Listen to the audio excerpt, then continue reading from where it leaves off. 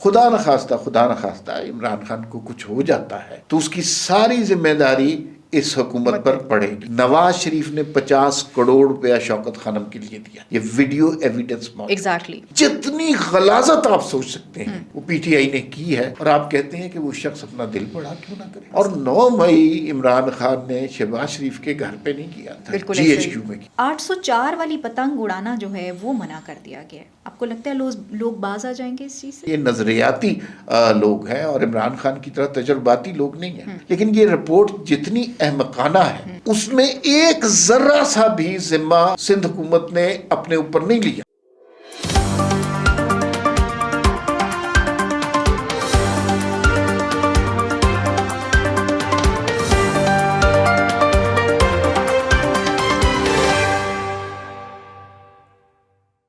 السلام علیکم، میں ہوں آپ کے ساتھ رمشا عارف اور آپ دیکھ رہے ہیں پروگرام وی ٹاک. ہمارے ساتھ میرے ساتھ موجود ہیں ناظرین. آج جن موضوعات پہ ہم بات کریں گے، ایک خبر بہت زیادہ سرکولیٹ کر رہی ہے کہ خان صاحب کو اڈیالہ جیل سے پمز اسپتال لایا گیا ہے.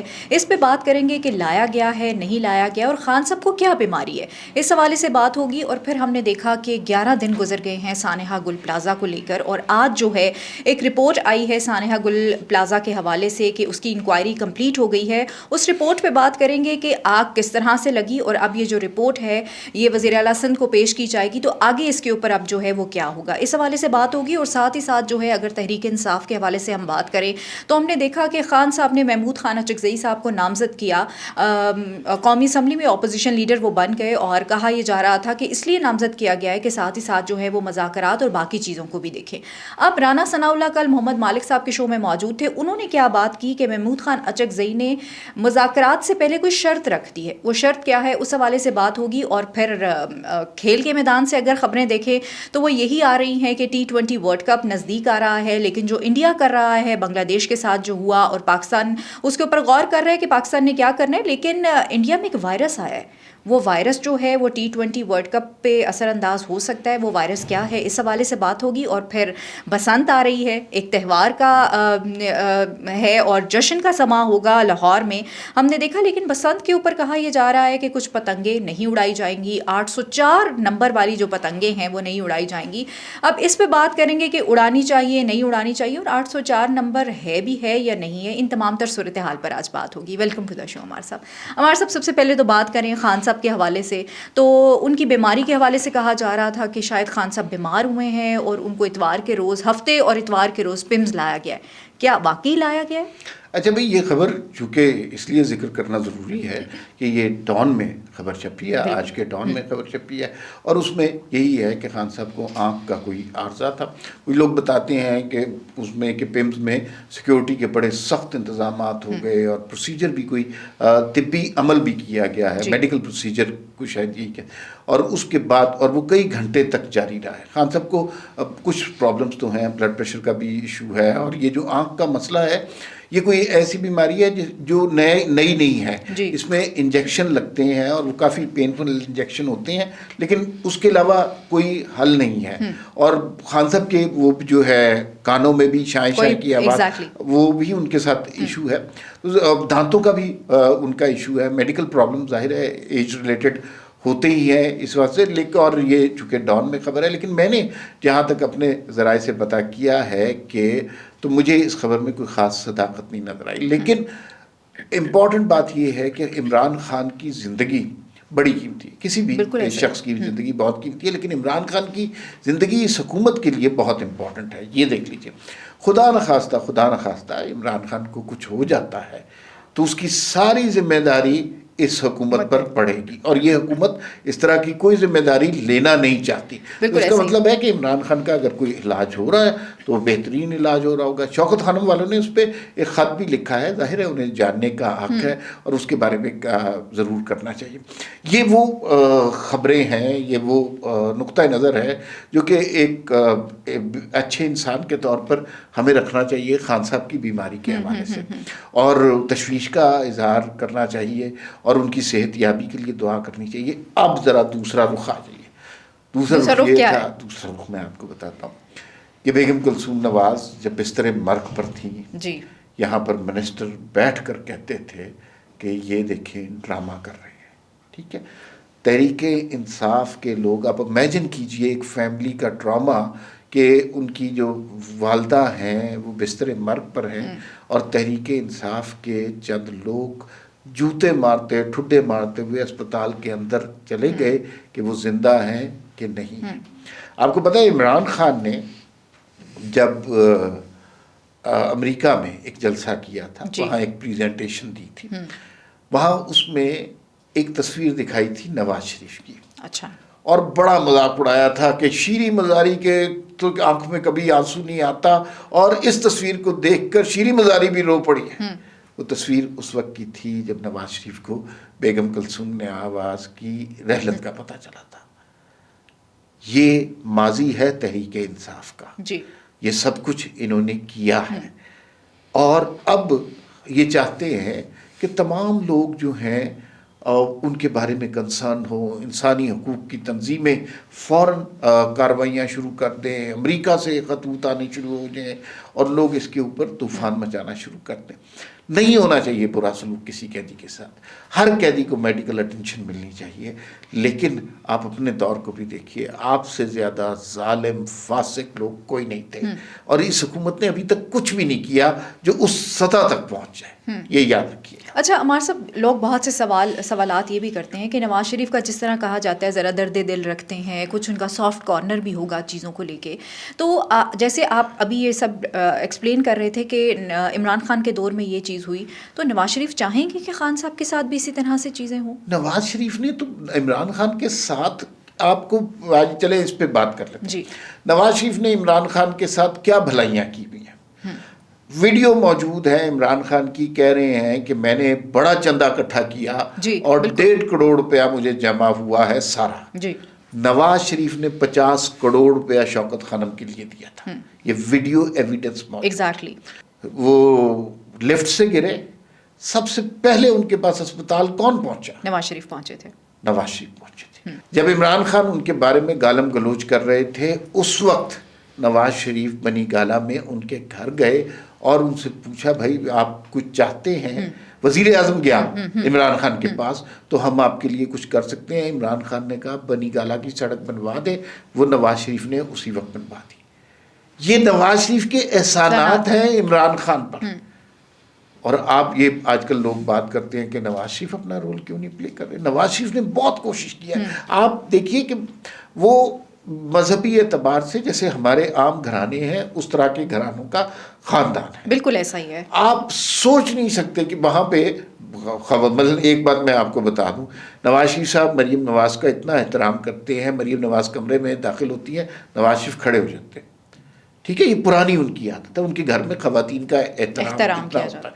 نواز شریف روز رات کو اپنی والدہ کے قدم دباتے تھے، پاؤں دباتے تھے۔ اچھا، یہ ان کی عادتیں ہیں، یہ اس خاندان میں ہوتا ہے اور ہمارے ہر اچھے خاندان میں ہوتا ہے۔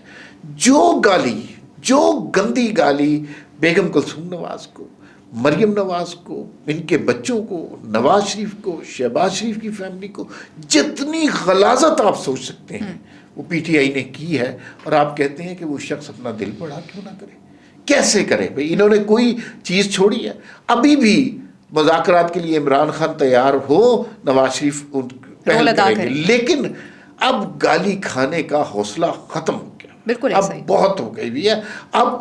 اور دوسرا یہ جو معاملہ ہے یہ نواز شریف اور عمران خان کا تو معاملہ ہی نہیں ہے۔ اس وقت جو سچویشن ہے وہ 9 مئی کا مسئلہ ہے، اور 9 مئی عمران خان نے شہباز شریف کے گھر پہ نہیں کیا تھا، جاتی عمرہ میں نہیں کیا تھا، جی ایچ کیو میں کیا تھا۔ تو ان سے سوال پوچھیں، ان سے معافی مانگیں اور ان سے سہولیات طلب کریں۔ پھر طبی بنیادوں پہ بھی اگر وہ سہولیات ہمارے ساتھ دے دیں، حکومت کہہ رہی ہے کہ ہم یہ سہولیات دیں گے، تو اگر وہاں سے بھی مل جائیں تو ٹھیک ہے، ایک اچھا جیسچر چلا جائے گا۔ بالکل، لیکن اچھے جیسچر کی ذمہ داری صرف عمران خان کے مخالفین پہ نہیں ہے، عمران خان پہ بھی تو کوئی ذمہ داری ہے اچھے جیسچر کی، ان کی پارٹی پہ بھی تو کوئی ذمہ داری ہے، ان کے سوشل میڈیا پہ بھی تو کوئی ذمہ داری ہے۔ پارٹی کو رول ادا کرنا ہوگا اس چیز میں۔ لیٹس سی مریم نواز اور ان کے ہسبینڈ کیپٹن صفدر کراچی گئے، یاد ہے ہمیں، بالکل ان کے کمرے کے اندر گھس گئی پولیس، بالکل ایسا ہی ہے، یاد ہے نا؟ بالکل سارے واقعات ہوئے، ابھی اس میں سے کچھ بھی نہیں ہوا عمران خان کے ساتھ۔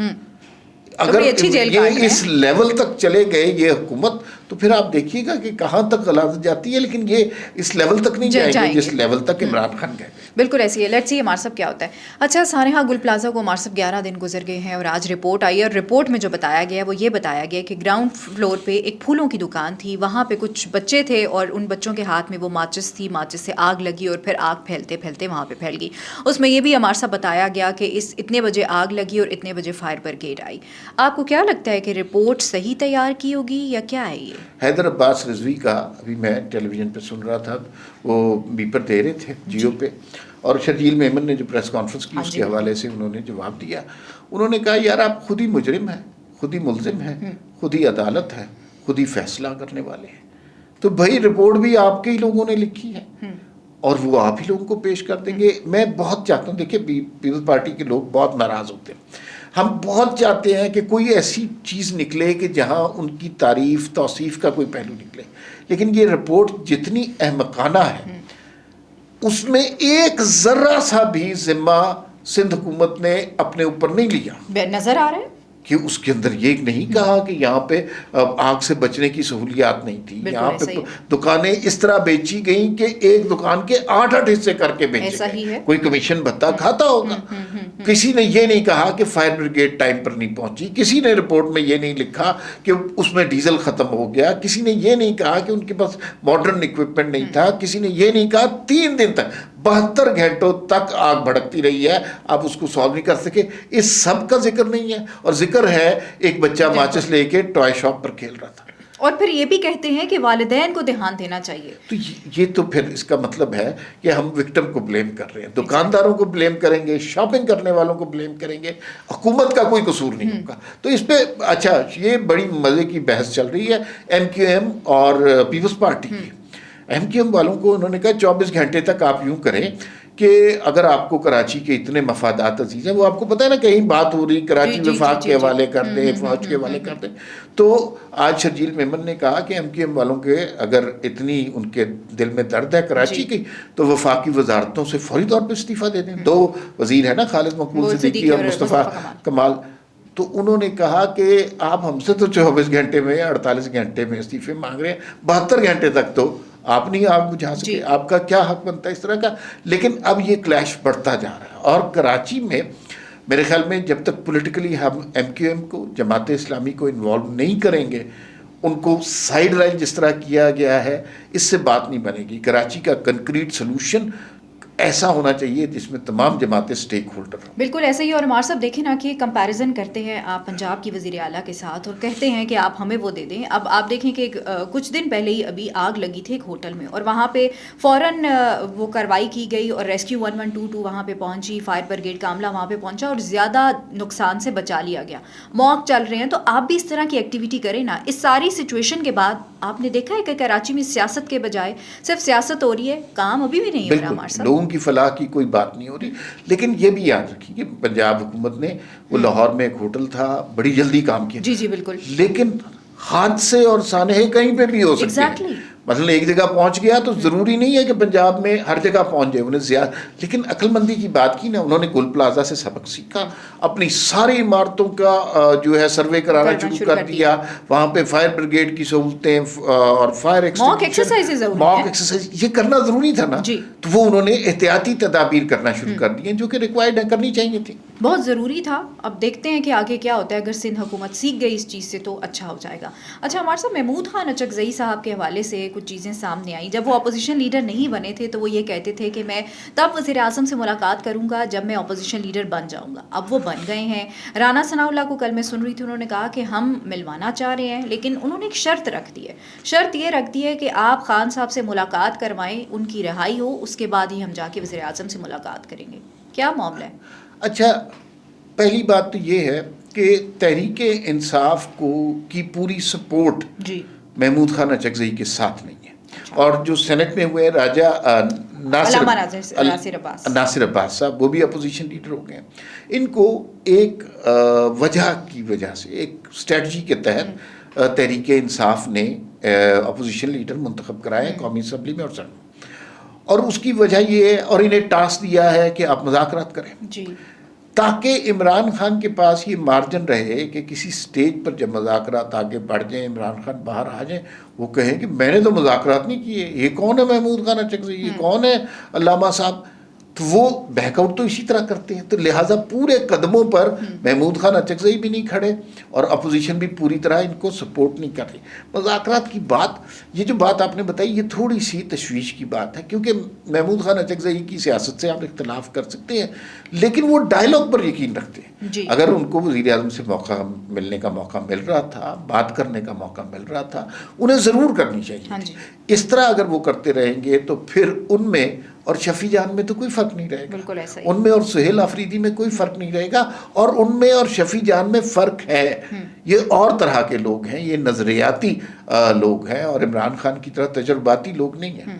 نظریات بہت اہم ہے عمار صاحب، لیکن دیکھنا یہ ہے کہ ان کو بھی ابہام ہے نا خان صاحب کی چیزوں پہ. جیسے آپ ابھی بتا رہے ہیں کہ کسی ٹائم پہ خان صاحب ان کو کچھ بھی کر سکتے ہیں، تو یہ ان کے لیے کلیئرٹی بہت ضروری ہے. جی، اور وہ کلیئرٹی نہیں آئے گی، یہ جان پوچھ کے کنفیوژن رکھا گیا. چلیں لیٹس سی، دیکھتے ہیں کیا ہوتا ہے. اچھا، وہ T20 ورلڈ کپ ہونا ہے اور انڈیا میں کوئی وائرس بھی آ گیا ہے. نف کے نام سے کوئی وائرس ہے ہمارے سب کہا جاتا ہے، کرونا کی طرح کا ہی کوئی وائرس ہے.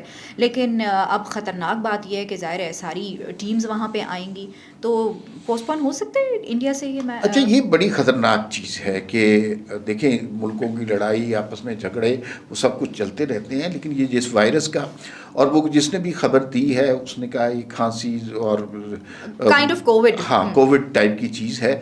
عطا اللہ تعالی نے اس کے اوپر جا کر کہا کہ یہ سیریس بات ہے، اگر خدا نہ خواستہ اور کہیں بھی دنیا میں کہیں بھی انسانوں کو نقصان نہ پہنچے، اگر یہ وائرس ایک حقیقت ہے اور اتنی تیزی سے بڑھ رہا ہے، تو پھر ورلڈ کپ کا انعقاد بہت بڑا ظلم ہوگا لوگوں کے ساتھ، کیونکہ پھر تو آپ کوئی ریسٹرکشن رکھ نہیں سکتے. اسٹیڈیم میں ہزاروں لاکھوں لوگ جمع ہوتے ہیں، کنجسٹڈ ماحول میں بیٹھتے ہیں، اور اگر یہ کوئی اس طرح کا وائرس ہے جو سانس سے لگتا ہے، جو ہوا میں تیر رہا ہوتا ہے جیسے کووڈ ہوتا، تو پھر تو یہ انسانوں کے لیے بہت بڑی مشکل ہے. اگر اس کے حوالے سے دنیا کی ہیلتھ کی جو آرگنائزیشن ہے کوئی اس طرح کی بات کرتی ہیں کہ یہ انسانوں کے لیے بہت الارمنگ چیز ہے، تو ورلڈ کپ پوسٹ پون بھی ہو سکتا ہے. سری لنکا بھی شفٹ ہو سکتا ہے کیونکہ میزبان ہے سری لنکا. ابھی کوئی اس پہ حتمی بات تو نہیں کی جا سکتی، لیکن پہلی بات تو یہ، کیا یہاں پر یہ وائرس اس تیزی سے پھیل رہا ہے، کیا یہ وائرس اتنا خطرناک ہے،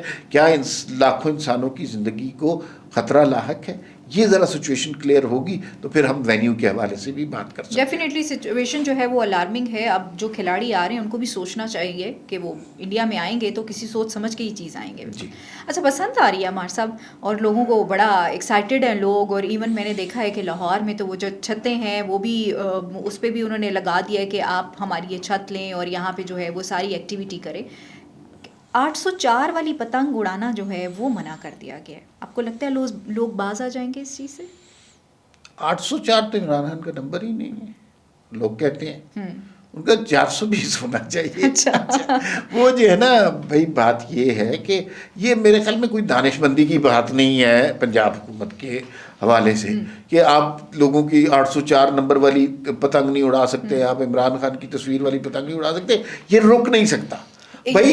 کروڑوں لوگ لاہور میں رہتے ہیں، تو پولیس کیا مجرم پکڑنے کے بجائے پتنگیں پکڑے گی؟ مانیٹر کیسے ہوں گی؟ نہیں، وہ گڈیاں لوٹتے پھریں گے، ایسا تو نہیں ہو سکتا نا. تو وہ پولیس کا کام مجرم پکڑنا ہے، 804 والی پتنگیں نہیں پکڑنا. اور یہ بات ہی احمقانہ ہے. میرے خیال میں اتنا کوئی خوفزدہ ہونے کی ضرورت نہیں ہے، لوگوں کو پتنگ اڑانے دیں، یہ کھیل ہے. اور لاہوری شغل کے معاملے میں اب انہیں یہ پتہ چل گیا یہ کام نہیں کرنا، تو پھر دیکھیے کہ سارا لاہور یہی کام، انہیں بتا دیں کہ اشارہ نہیں توڑنا، سارا لاہور ٹریفک کا اشارہ توڑتا.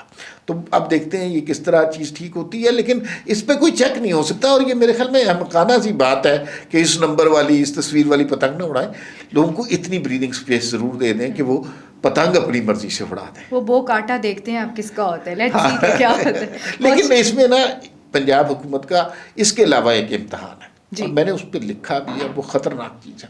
بسنت میں انسانوں کا بہت نقصان ہوتا ہے. مثلا بچے، ڈور لوگوں کے گلے پہ پھر جاتی ہے، چھتوں سے بچے گرتے ہیں، اور مریم نواز پورے احتیاطی اقدامات کر رہی ہیں.